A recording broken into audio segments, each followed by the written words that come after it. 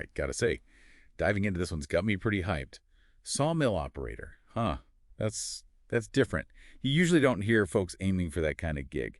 Feels almost like, I don't know, something you'd see on a nature show or something, but then you toss in all the tech they're using these days and suddenly it's a whole other ball game. Good thing we've got this RoleCatcher guide to walk us through it, eh? You hit the bullseye there. There's this kind of funny clash between like the old school image of woodworking, Yeah. and what it actually means to work in that field now with all the tech involved. Like the guide even talks about these computer controlled systems, and we ain't talking about just a couple buttons here. I'm talking massive automated saws. You feed them a log and boom, they slice it up perfectly, exact dimensions, crazy speed, all thanks to the operator behind the controls. Whoa. Okay, so way more high-tech than I was picturing. Yeah. It's not just about knowing your wood anymore, but also how to handle these crazy complex machines. Exactly. And when you really think about it, it makes sense. Demand for wood. It ain't going anywhere. But people want that good stuff, consistent, precise cuts. That's where all this tech comes in. The guide even mentions that folks who can learn the new stuff fast, those are the ones who will really thrive in this line of work. That's a good point. I bet being the person who can tweak those machines for even better performance or fix them when something goes wrong, that's got to be valuable. So talk me through a typical day for one of these sawmill operators. What's it actually like on the job? All right, picture this. You're on the sawmill floor, right? The whole place is humming with machinery, the smell of fresh woods all around you. Maybe you're at a computer, watching over the system, making sure all the logs are lined up perfectly for cutting. Or you could be running one of those fancy saws, turning those logs into the 2x4s you see at the store. Or even plywood, custom cuts for furniture, the whole shebang. It's kind of wild when you think about it, how something as basic as a piece of wood goes through so much to get there. But those saws, those are serious business, yeah. Got to be a big focus on safety. You're singing my song. The guide hammers home how crucial safety precautions and PPE are. That's personal protective equipment, just in case anyone's new here. You're dealing with heavy-duty equipment, sharp blades, everything moving at lightning speed. It's not for the faint of heart, that's for sure. Definitely not something you think about when you picture those peaceful woodworking scenes. Right. There's more to it than just knowing how to work with wood. You got to stay sharp, focused, especially in an environment where things can get hairy. You got it. The guide even mentions that sawmill operators often end up working long days, weird hours even. All depends on how much they got to produce. It's tough, physically demanding, and you got to be mentally tough too to handle all that. So we're talking about a career path that's about more than just skills. It's about guts and being able to roll with the punches. With all that in mind, you'd hope the job market's looking good for these folks. What's the outlook like these days? Well, good news for anyone thinking about this path. The guide says things are looking pretty steady for sawmill operators in the coming years. They're expecting some solid job growth. Okay, now that's encouraging to hear. So even with all this talk about machines and automation taking over, they still need skilled folks to run the show, huh? 100%. And this is where it all starts to click, right? Yeah, automation is changing the game, no doubt, but that just means they need people who can not only work those machines, but also fix them when they break down, make them run even better, keep everything smooth sailing. So it's not about robots replacing people altogether. It's about people stepping up to manage and take care of those robots, becoming even more specialized in what they do. You got it. In fact, the guide really pushes how important it is to keep learning new things in this field. If you want to make it as a sawmill operator, got to be ready to learn your whole life, always keeping up with the newest tech, the latest tricks of the trade. Think of it like an investment you're making in how much you can earn down the line. I can see the appeal in that, for sure. Knowing you've got these specialized skills that'll always be in demand, that's got to be a good feeling. But, hey, no job's perfect, right? Let's flip the script a bit. What are some of the downsides to being a sawmill operator that we haven't touched on yet? Right. Well, like we said before, the work itself, it can be rough on you physically. And there's always the risk of getting hurt if you're not careful. Plus, all that noise, all the sawdust flying around, that can wear you down after a while. And then there's the whole seasonality thing. Depending on where you're at, what kind of mill you work in, there might be times when things slow down, maybe even layoffs, depending on the time of year. Wow, that's a good point. Anyone who needs that steady paycheck year-round, they definitely want to keep that in mind.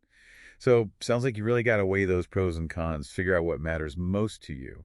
On the one hand, potential for good money, a job that's in demand, and getting to work with your hands. But then there's the physical side. Got to be okay with the risks involved and maybe dealing with some crazy hours or time off, depending on the season. Couldn't have said it better myself. It all boils down to what you want out of your career, what you value most. But say you're up for the challenge, ready to jump into the world of sawmills. What's that first step actually look like? How do you break in? Yeah, what does that entry-level experience look like?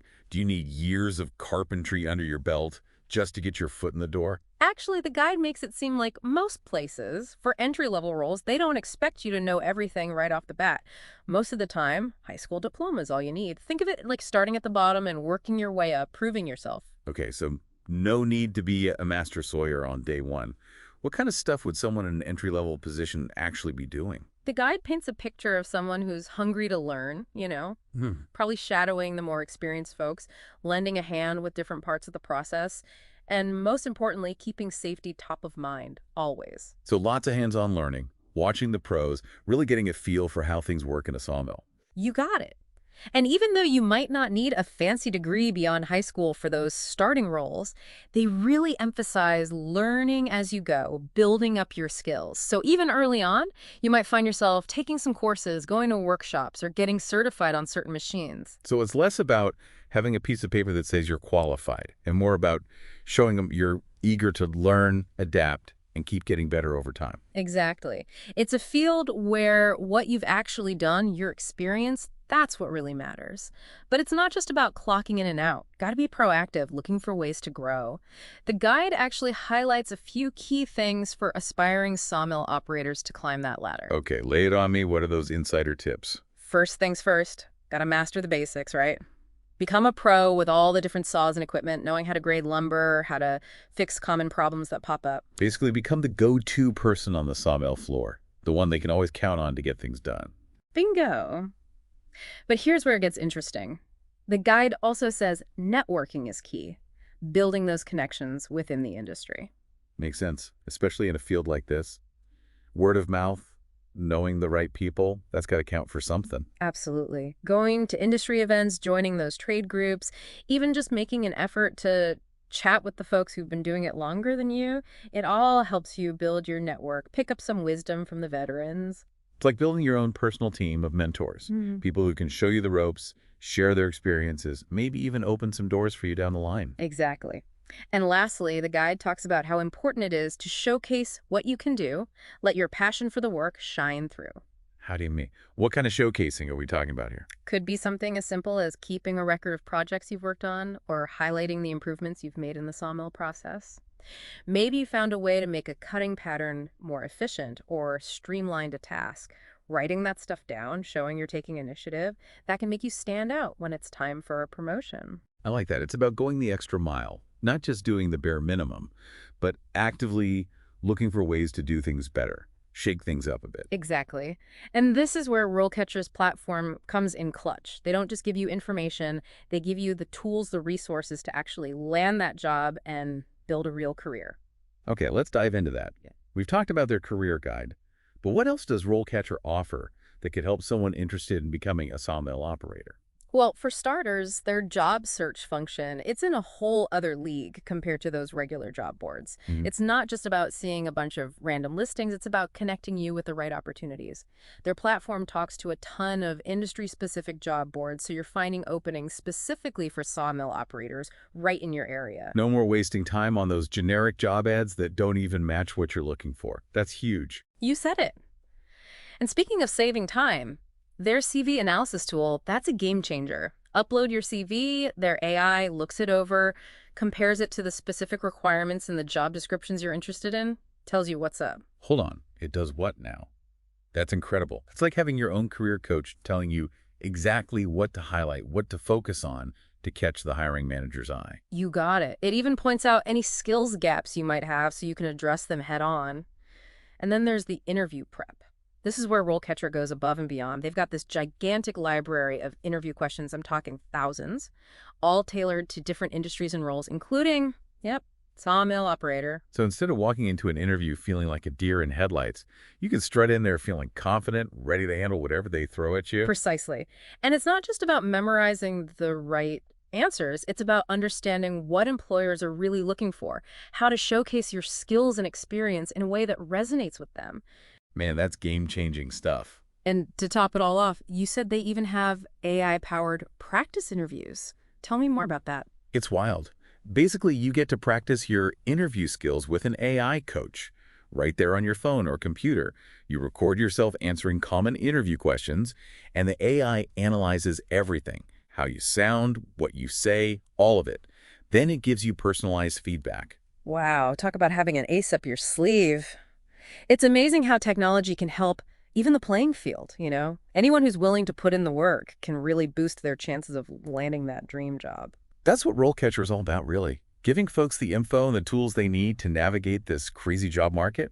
It can be intimidating, especially when you're talking about a specialized field like this, but having that support system makes a world of difference. Sounds like they've thought of everything. It's not like they just throw you in the deep end. You get a clear path to follow, guidance when you need it, and a chance to practice and really hone your skills. Exactly. They give you the roadmap, but you got to be the one to actually make the journey. Your drive, your passion, your willingness to learn, that's what sets you apart in the end. So true. It's all about bringing together the power of technology with that good old-fashioned hard work and dedication. Speaking of which, we've covered a ton today, from how surprisingly tech-driven this work is to the possibilities for moving up in your career. So as we start to wrap things up, what would you say is the most important thing for our listeners to remember if they're thinking about a career as a sawmill operator? I think the biggest takeaway is that this isn't just some job, you know? It's a skilled trade with a long history and a bright future ahead. The world needs its lumber, and it's skilled sawmill operators who make it happen. It's a field that's always changing, adopting new tech, and it gives those who are ready to adapt and learn right along with it the chance to build a really rewarding career, one that can pay pretty well, too.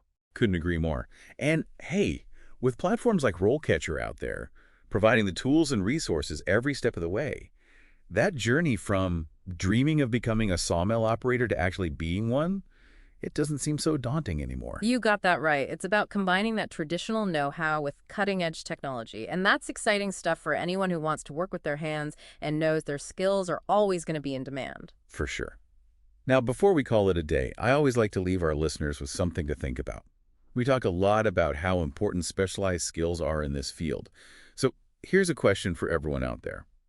What unique skills or interests do you have that could give you a leg up as a sawmill operator?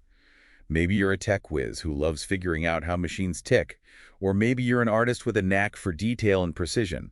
Whatever it is, don't underestimate the power of your own unique perspective. Such a good point. Those passions you have, those experiences you've gathered, they can often translate into some surprising advantages when you're looking for a job.